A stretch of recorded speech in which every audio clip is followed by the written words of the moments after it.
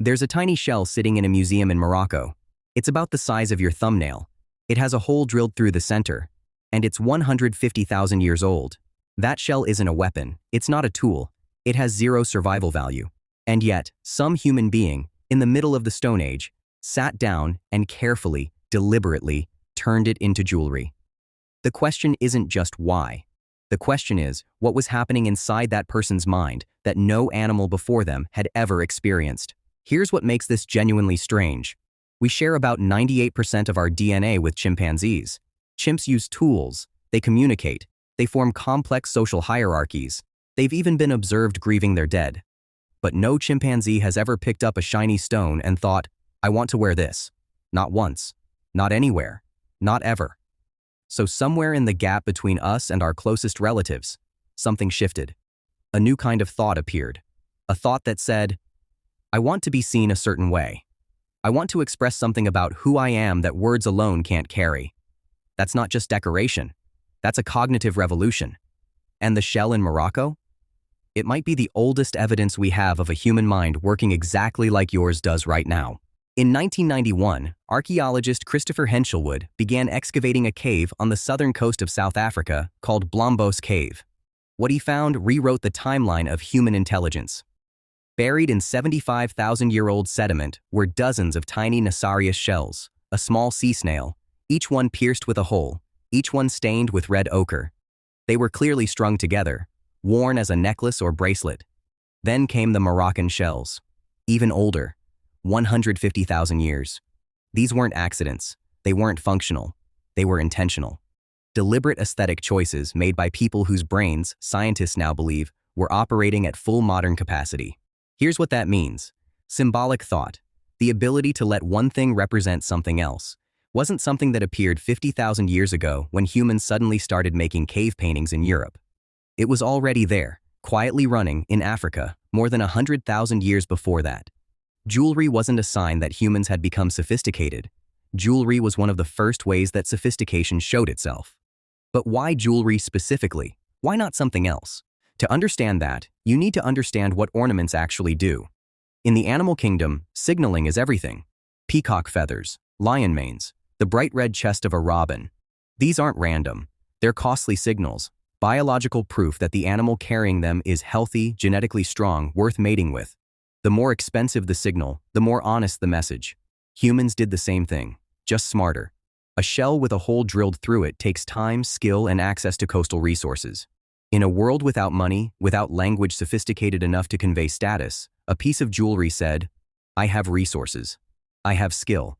I belong to a group that values these things. It was a resume you wore around your neck. And here's where it gets psychologically fascinating. Researchers studying modern hunter-gatherer societies have found that personal ornaments tend to spike in frequency during periods of social stress. When groups are competing for resources, when alliances are uncertain, when trust is low, that's when people start wearing more jewelry. Because when you can't be sure who's on your side, you need a way to broadcast your identity fast, before anyone has to ask. Sound familiar? Think about the last time you dressed up for a job interview, or put on something meaningful before a first date, or wore a sports jersey to a game surrounded by strangers. You were doing exactly what that person in Morocco did 150,000 years ago. But signaling doesn't explain everything, because some of the most ancient jewelry ever found wasn't worn by the living. It was buried with the dead. At sites across Europe and the Middle East, archaeologists have uncovered graves where the deceased were adorned with shells, beads, and animal teeth. Carefully placed, clearly intentional. One burial in Sungir, Russia, dating back 34,000 years, contained a child buried with more than 5,000 ivory beads sewn into their clothing. The labor required to make each bead? Roughly 45 minutes. That's 3,750 hours of work. For a grave. For someone who could no longer signal anything to anyone. Which means something else was happening. Something that goes beyond status and survival. Grief. Memory. The desperate human need to honor a person even after they're gone. To say, this person mattered. This person was more than a body. Jewelry, it turns out, was one of the first technologies humans developed not for the living, but as a protest against death itself. And this is where the whole story snaps into focus. Every other species on Earth lives entirely in the present. A wolf doesn't mourn, a crow doesn't commemorate, An ape doesn't look at a shiny object and think about how it will make others perceive them next season. But humans do all of that, constantly, automatically, without even trying. We live simultaneously in the past, the present, and the future. We think about how we appear to others. We grieve people who are gone. We mark moments, births, marriages, victories, losses, with objects we give weight and meaning to. Jewelry sits at the intersection of all of it. The engagement ring isn't just a ring, it's a time capsule, carrying the moment it was given forward through decades. The necklace your grandmother left you isn't metal and stone, it's her. It's continuity. It's proof that love doesn't fully disappear when a person does. And that first human, crouched by the Moroccan coastline 150,000 years ago, carefully drilling a hole through a shell, they didn't know any of this. They just felt something pulling them toward it. The same pull you feel when you put on something that means something. When you choose what to wear because of how it makes you feel, not just how you look. That pull, that's not vanity.